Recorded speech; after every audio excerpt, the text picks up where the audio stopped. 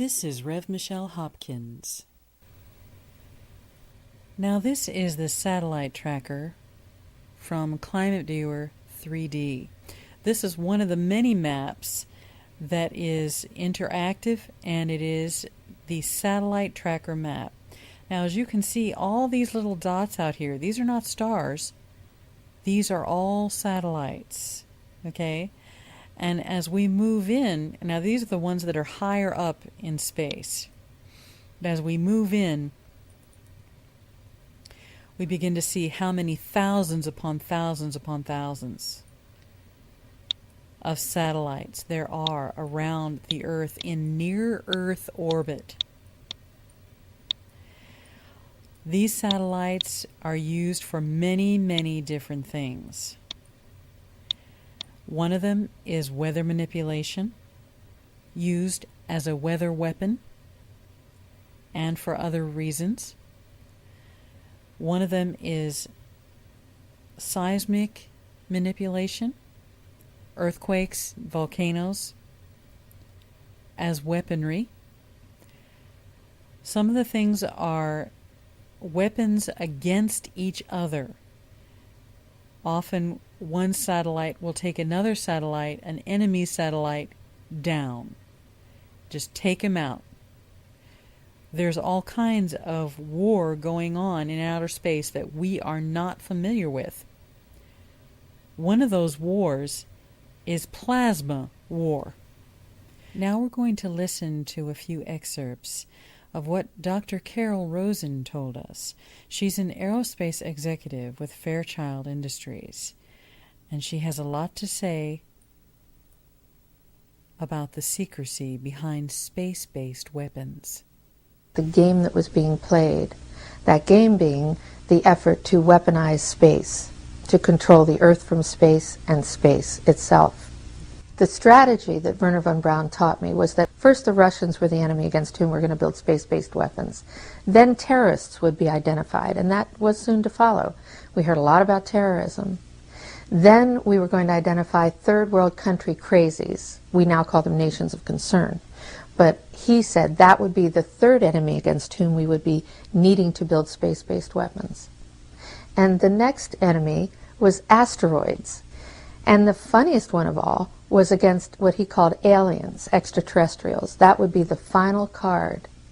And over and over and over during the 4 years that I knew him and was giving his speeches for him, he would bring up that last card. And remember, Carol, the last card is the alien card. We're going to have to build space-based weapons against aliens, and all of it, he said, is a lie. He didn't mention a timeline, but he said that it was going to be speeding up faster than anybody could possibly imagine. That the effort to put weapons in space was not only based on a lie, but would accelerate past the point of people even understanding it until it was already up there and too late. My friends, we have stepped into the asteroid phase. Now, what is not spoken of in the military much, or by NASA or any other space administration, is the fact that rocks in space are now classified. Since 2009, rocks in space, for instance asteroids and comets, meteors, meteorites, and so forth, any flaming rock or flying rock, falling rock in outer space, even rocks that are coming the direction of Earth, are all classified. For 15 years, scientists have benefited from data gleaned by U.S. classified satellites of natural fireball events in Earth's atmosphere, but no longer. A recent U.S. military policy decision now explicitly states that observations by hush-hush government spacecraft of incoming bodies and fireballs are classified secret and are not to be released.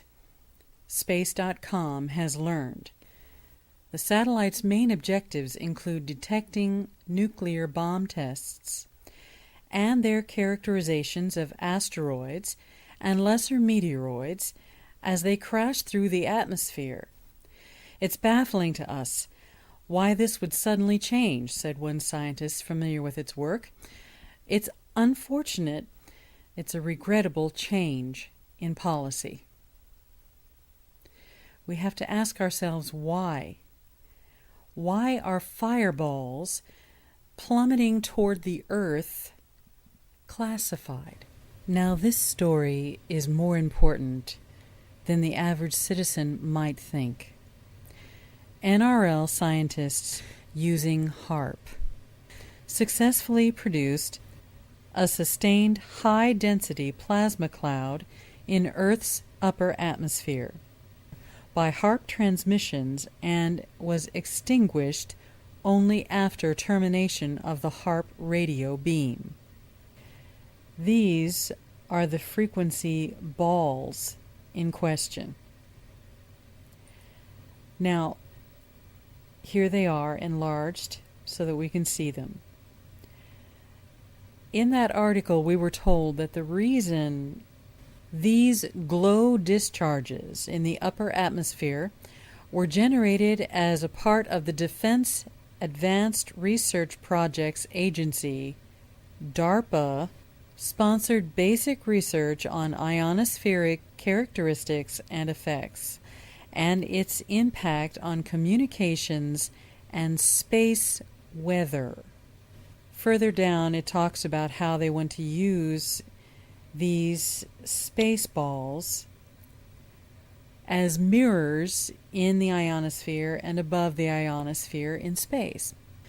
Usually when we're told about something having to do with military technology, we are at least 10 years in arrears of that knowledge.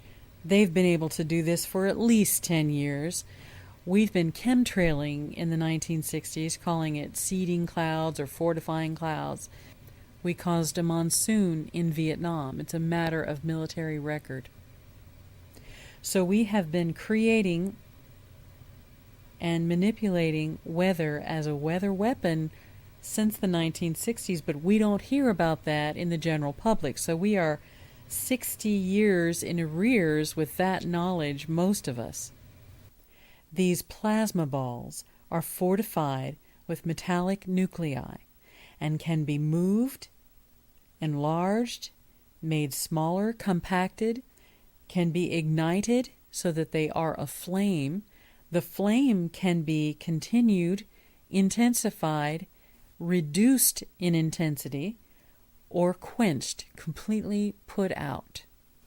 They can be controlled and manipulated in any fashion, directed up through the atmosphere, down through the atmosphere, at any point in time. Now, I think you're beginning to see a mental picture as to what I'm getting at. We are being told by HARP and DARPA that the reason why they're doing this kind of research in the first place is to create mirrors for communications. Well, let's think about that for a moment. The ionosphere itself serves as a mirror for frequency to be bounced off of it and sent anywhere around the world. It can be used to intensify frequency. Let's get beyond the ionosphere. Above the ionosphere, we have low orbit and high orbit satellites, all of which have mirrors. And they can be used and are used on a daily basis to mirror frequency from HARP and any other Tesla Tech array. These plasma balls would be very, very low tech when it comes to mirroring frequency. They would absorb the frequency, except for the metallic nuclei that they're fortified with. They can be manipulated with frequency, but they would never be a good transmitter or mirror of frequency. It's so redundant to have this as a mirror in so low tech that the very idea is ridiculous. So why are we doing it? Well, if we can manipulate and direct them, we could catapult them with frequency anywhere we wanted to. And have you ever seen a plasma ball streaking through the sky on fire? I think we have. This one fell in Russia, February 15th of this year. This one fell in Australia. I believe this one was from an Australian TTA. These fell over Texas.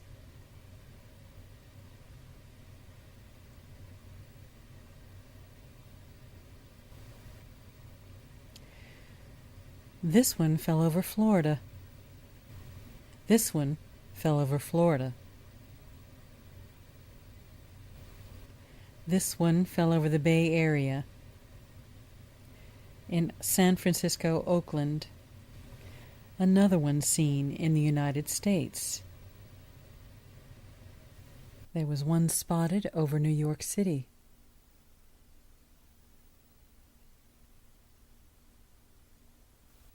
And a massive meteor crashed into Cuba.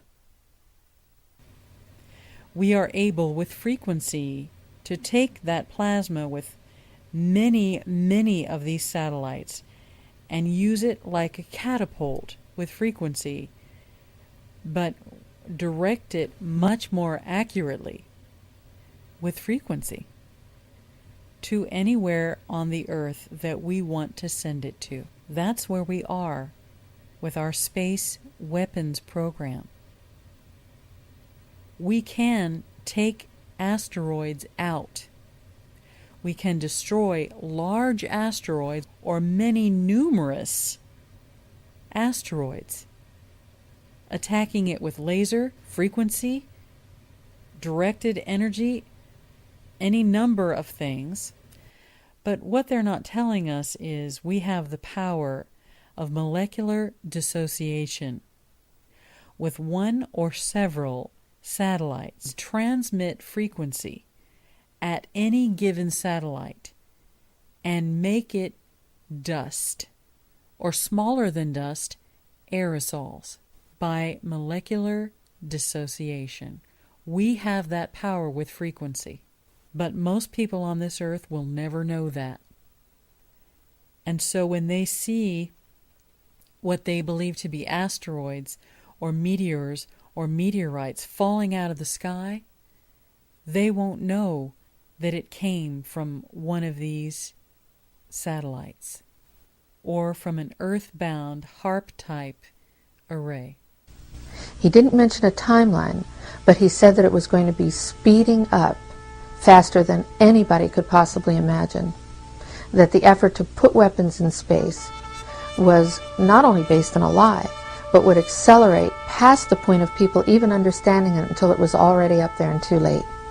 The last card is the alien card. We're going to have to build space-based weapons against aliens, and all of it, he said, is a lie.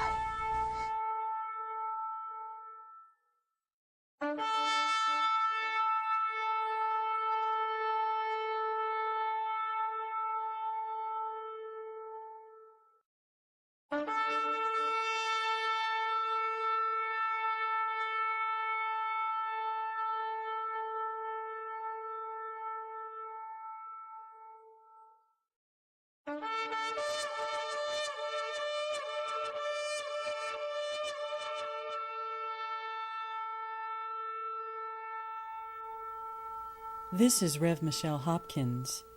Thank you for watching, and God bless you.